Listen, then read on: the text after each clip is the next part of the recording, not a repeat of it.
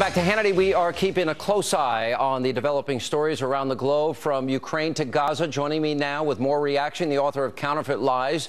He's also the host of War Stories. Colonel Oliver North is with us. Colonel, welcome to the program.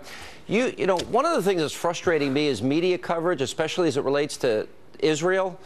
Hamas is a terrorist organization.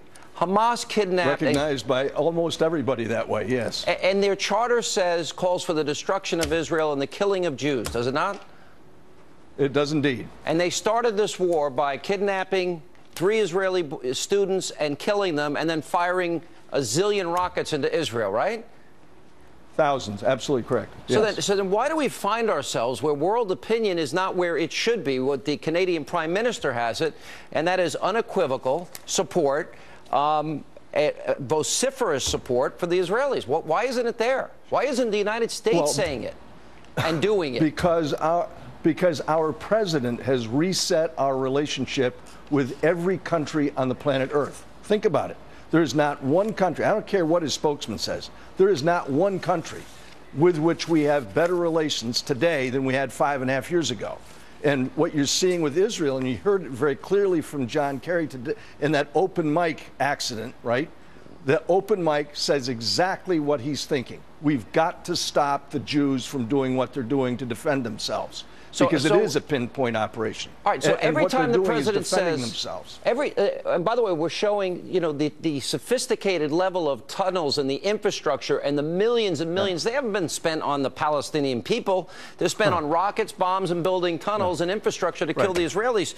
But the president always, you know, says he reaffirms the right of Israel to defend itself on the one hand, but quietly they are pressuring them nonstop not to defend themselves. Sean, this entire attack begins because the Iranians, who provided the rockets, provide the weapons, provided all kinds of infrastructure support for terrorism to Hamas, much of it through Egypt when Morsi was the head of the country.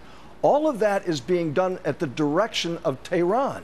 And Tehran is the place where everybody wants to ultimately focus in this administration because they want to do a deal on nuclear weapons with Iran. That's where all of this is coming from. And so what you're looking at is a disaster going on right now with Ukraine, a disaster in Iraq, a disaster in Libya. There's not a single solitary success story in anything of what they've done. And now, for the very first time since 1948, Israel has reason to doubt America's commitment because of Barack Obama. We have surrendered control over our southern border. We've got a lousy relationship with Canada, our closest ally. And if you look at what's going on in the rest of the world, everyone is worse off because America has failed to lead. That's what it ultimately comes to. Canadian Prime Minister, that's our president. The Canadian Prime Minister, no caveats, no qualifiers, no pressure behind the scenes. Israel has the right to defend itself. Let me put up on the screen the Undersecretary of State for Public Diplomacy and Public Affairs, a guy by the name of Rick Stengel. He actually tweeted it this weekend, which is frankly unbelievable. Hashtag United for Gaza. Did you see that? Yeah. Oh, yeah. And this, but Sean, again, this is the agenda of this administration. Just go back to when John Kerry first became Secretary of State. The initial overture by John Kerry was to go back to the pre-1967 borders of Israel. And that was the pressure point. He threatened them with embargoes. He threatened them with a cutoff of cooperation on things like Iron Dome. And that's where we're headed today. John Kerry is now in Egypt. Thankfully, President Sisi in Egypt is standing up saying, this is Hamas's fault.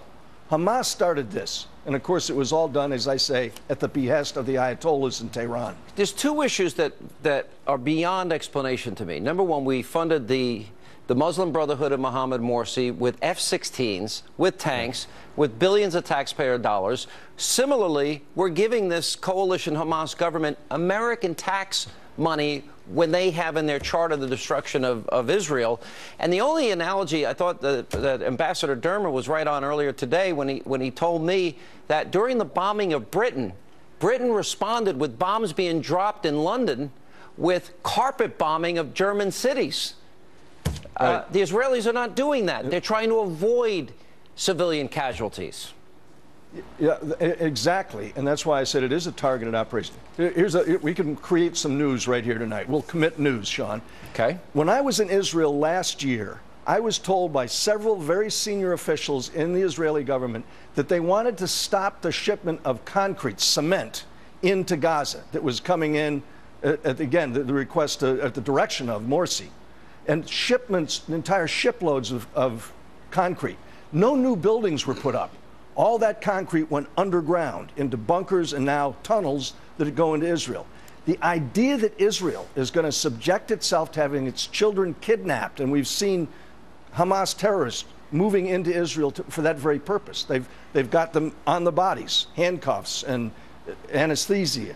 And what they're trying to do is to create the kind of situation where they can exchange once again 1 or 2 Israeli children in exchange for thousands of Hamas terrorists. I mean, this is surreal that we would be telling Israel, you've got to stop the operation. And that's what John Kerry is trying to do as we speak right now. That's why he's in Egypt. Unbelievable. Colonel, good to see you. Thank you. Safe home.